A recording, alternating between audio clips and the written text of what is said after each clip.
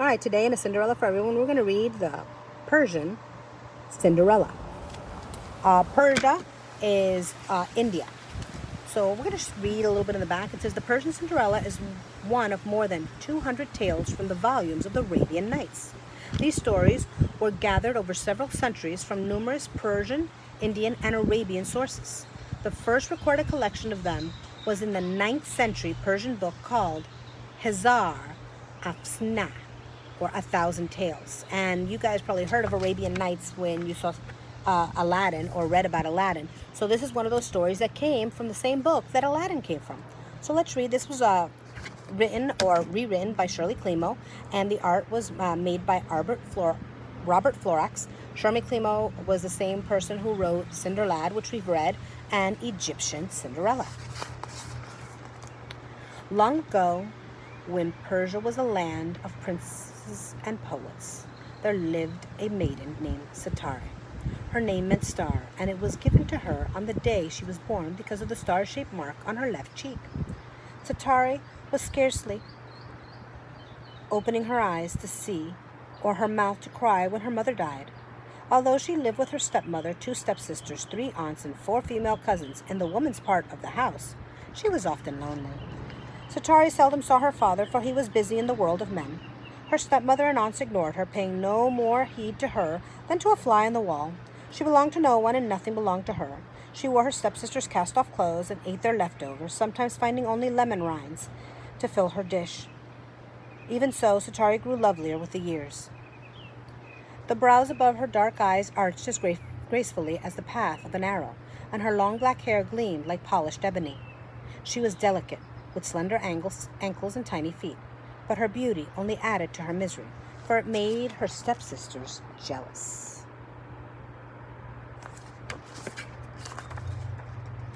Sometimes Layla, the older sister, would pinch Satari's cheek and scoff, "That's not a star, it's a dirty spot."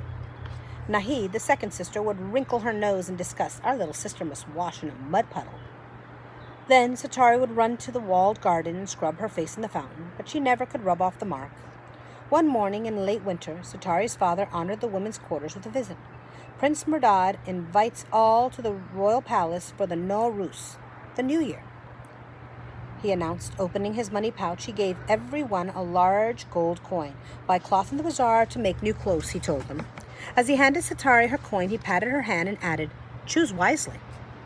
Each girl and every woman, no matter her age, covered her head with a cloak so that no stranger might look on her face. Then, like a flock of blackbirds, the mothers, daughters, sisters, and cousins flew down the road to the marketplace. And there you see her with her father, and you see her trying to scrub that star off her face. The bazaar-covered street was lined with shops and crowded with animals and people. Goats bleated and donkeys brayed. Merchants hawked pearls drawn from the waters of the Persian Sea, and traders shouted prices for silks bought by camel caravans from faraway China. Carpets woven in jewel-like colors brightened the walls, and the scent of ginger and cinnamon from the Indies and perfumed oils from Egypt hung in the air. Satari sniffed something familiar too, toasted almonds. She turned and saw a peddler stirring a pan of nuts over a brazier. She had nothing to eat that day, and her mouth watered. Shyly, Satari held out her gold coin. Quickly, the peddler snatched it. He gave her a wrapper of warm almonds and a handful of small silver coins in return. Satari finished the nuts in 2 mouthfuls and then counted her money. "I can still buy cloth," she said. She pushed through the crowds, anxious to find her family again, but as she hurried, a wrinkled woman tugged on her cloak and held out a brass bowl. "Spare a coin, young mistress," she begged. Satari hesitated. The old woman was shivering, and her robe hung in tatters. "You are more in need of new clothes than I, grandmother," Satari said, opening her fingers. She let most of her coins clatter into the woman's bowl. "Good fortune come to you," the crone cried, "and soon." Satari smiled and looked down at her remaining coins. "At least I can buy a new sash," she told herself.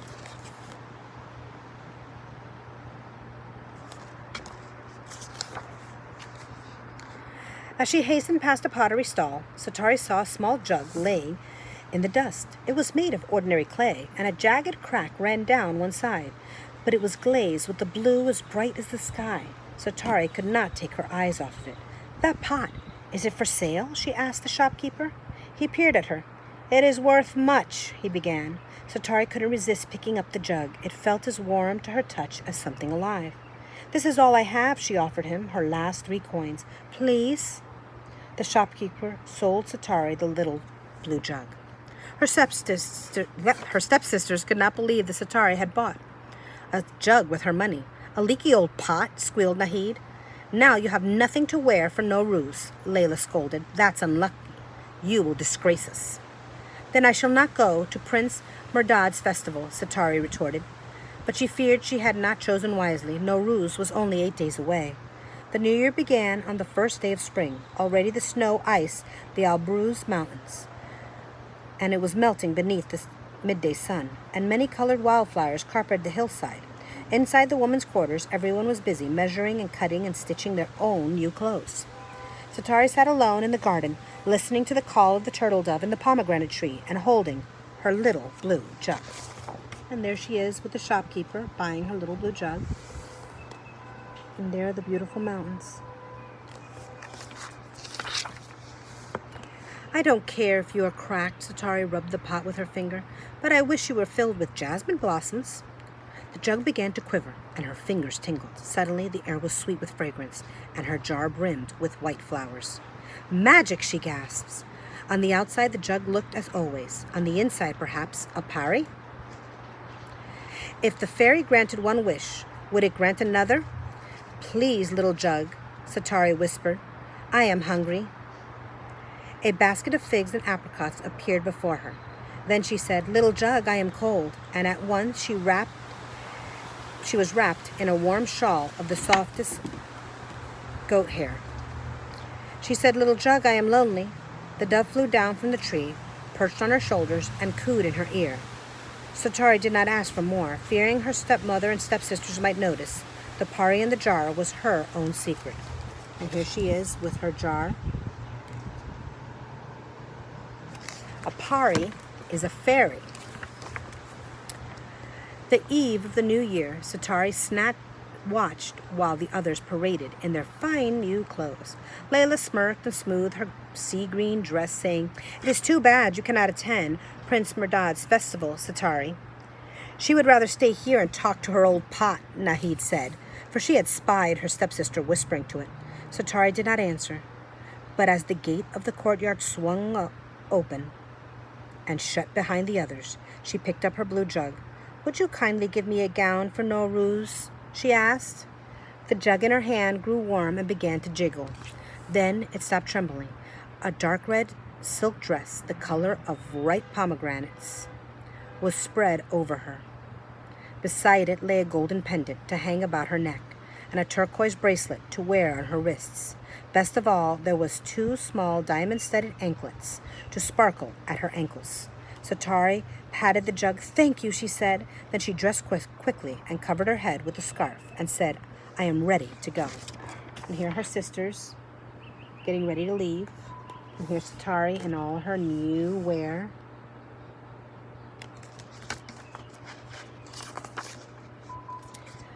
One magic moment later, she found herself outside Prince Merdad's castle. Satari climbed the marble staircase and glanced timidly into the arcade on the right.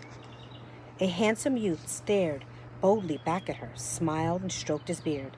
Satari clutched her scarf to her face and fled through the arcade on her left. Here's the beautiful palace, and here you see her with the handsome stranger. She found herself in a huge hall filled with women. They sat on silk cushions and helped themselves to heaping trays of roast lamb and whitefish, to spiced cucumbers, sweet oranges, and tart rhubarb, and to goblets of sherbet cooled with mountain snow. Musicians plucked tunes on lutes and zithers, and cymbals rang as dancers whirled. Magicians juggled flashing knives, and snake charmers from India coaxed cobras from their baskets. Poets rhymed verses, and fortune-tellers read the future from their star charts. No one recognized Satari. She kept her head bent and her star mark hidden. Even Layla and Nahid, dazzled by her finery, believed her to be a princess from some distant land. When the rushlights burned low, the music and the amusements ended. How could time fly so? Cried Satari, dismayed. And here you see some of the things that she saw when she entered.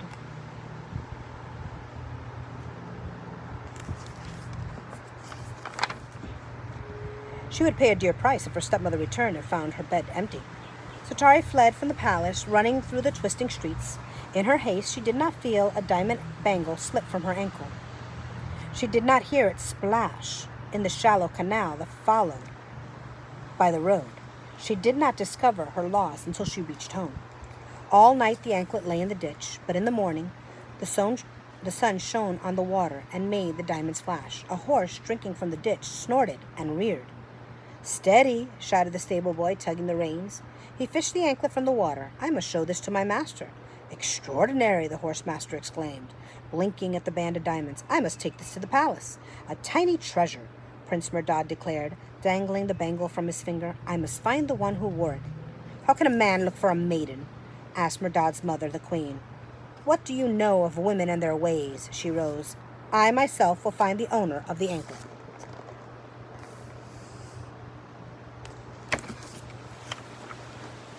The queen ordered her bearers to carry her curtained palanquin to every household in the city. In each, she bid the women to put on the bangle. "Prince Merdad wishes to meet the maiden who can wear it," she exclaimed. Young and old tried to squeeze into the anklet. They pushed their heels and pulled their toes until their feet were pinched and purple. But not even the tiniest among them could put it on. At last the queen called at the house where Satari lived. One after another, the stepmother, aunt, and cousins failed to force on the anklet. Although Layla and Nahid cleverly oiled their feet, they still could not wiggle their slippery toes through the anklet. "Enough!" the queen snapped. As she turned to go, Satari appeared wearing the red dress, the gold bracelet, and the turquoise bracelets. Satari crossed her arms over her chest, bowed to the queen, and said, "Please allow me, exalted one." Without difficulty, she eased her foot through the diamond bangle. As her stepmother and stepsister stared in disbelief, she lifted the hem of her gown and revealed the matching anklet. "Come," said the queen, "the prince awaits you at the palace." "One moment, if you will," stammered Satari. She hurried to fetch her little jug from the garden. Layla followed and pinched her arm. "How?" she demanded. "There is a party in my jug.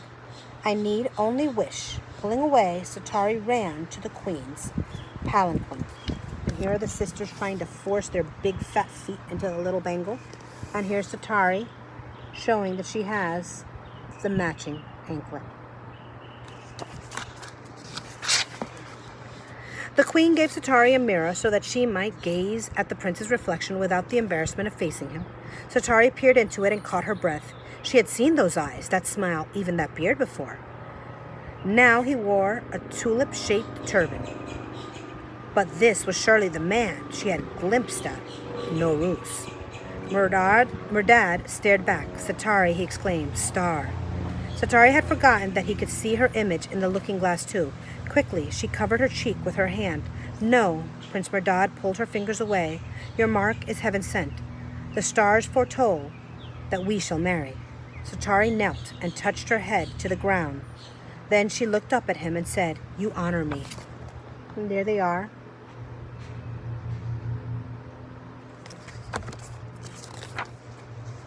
The queen summoned Satari's father to arrange the marriage. For 39 days, the entire kingdom celebrated. Satari invited her stepsisters to join the festivities in the palace, but even that did not please them. They grew more jealous and vengeful with every passing day. On the 40th morning, Layla grumbled, "Today is the Aga, the wedding ceremony. Satari will become a princess. Why not me?" Nahid threw a cushion at the palace cat.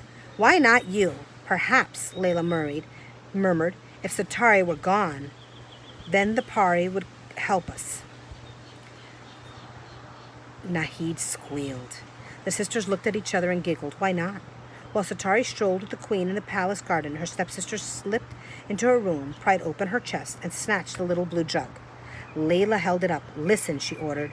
"We want Satari gone forever. Give us a way to be rid of her." The little blue jug shuddered. It grew so hot that smoke seeped through its crack. "Help!" Layla screamed, dropping it. The jug shattered and scattered among the bits of blue clay, gleaming 6 jeweled hairpins. "Ah," said Nahid, picking them up. Special pins for our special sister. And there you see the little pins down there.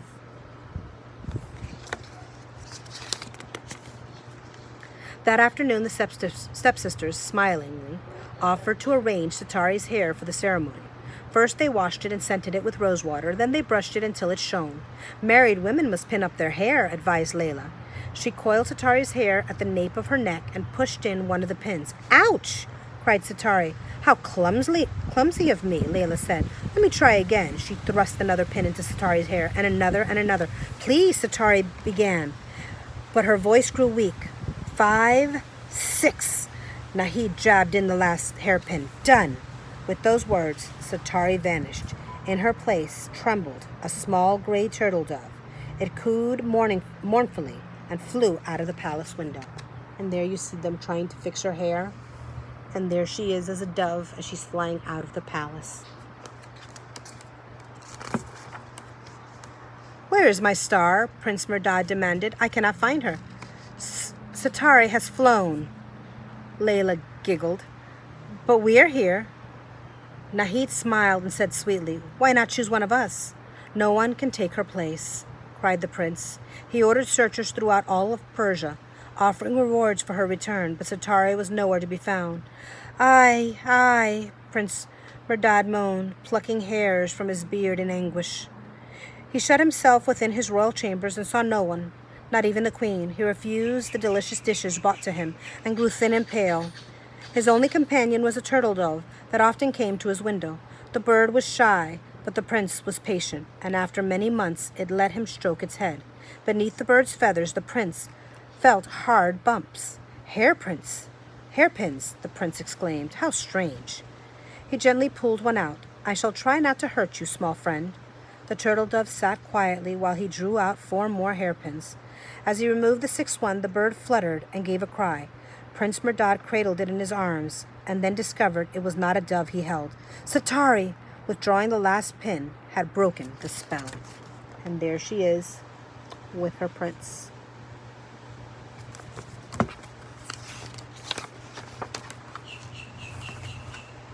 At the wedding ceremony, Prince Merdad and Princess Sitari sat on a gilded coach, as 1,000 patched pearls were showered upon them. Layla and Nahid watched with bulging eyes. Their cheeks burned with jealousy.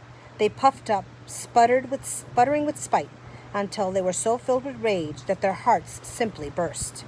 That was the end of them and of their spite. But it was just the beginning of happiness for Sitari, the Persian Cinderella. Hope you enjoyed it.